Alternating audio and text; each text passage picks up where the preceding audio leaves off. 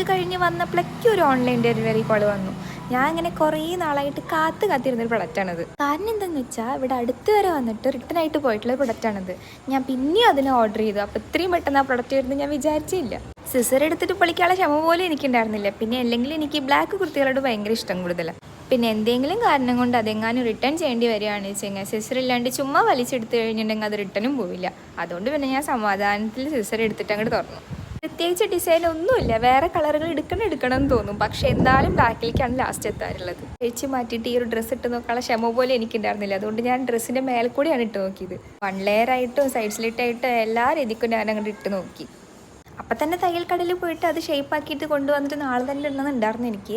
പക്ഷേ 9 മണി ആയി കഴിഞ്ഞാൽ അയാളുടെ അടുത്ത് ചീത്തയേക്കും. അതൊക്കെ കഴിഞ്ഞ് കുറച്ച് നോട്ട്സ് പ്രിപ്പയർ ചെയ്യാണ്ടായിരുന്നു. അപ്പം അങ്ങനെ അതൊക്കെ പ്രിപ്പയർ ചെയ്ത് ഇന്ന് രാത്രി കഴിക്കാൻ വേണ്ടി പൂരിയായിരുന്നു. പൂരിയാണെന്ന് പറഞ്ഞത് കാരണം അങ്ങനെ ഓടി. അതുകൊണ്ട് വീഡിയോ എടുക്കാനുള്ള സമയമൊന്നും കിട്ടിയില്ല. ഈയിടെയായിട്ട് നമ്മൾ നല്ല ഹെൽത്തിയാണ്. അതുകൊണ്ട് തന്നെ ഞാൻ കുക്കർ മുറിക്കുമ്പോൾ പകുതി കഷ്ണം പോയിക്കൊണ്ടിരിക്കുകയാണ്. അതുകൊണ്ട് എൻ്റെ അടുത്ത് മേടിച്ച് അവൾ തന്നെ മുറിച്ച്. അപ്പം എന്നാൽ അത്രയൊക്കെ ഉള്ളൂ. Bye bye.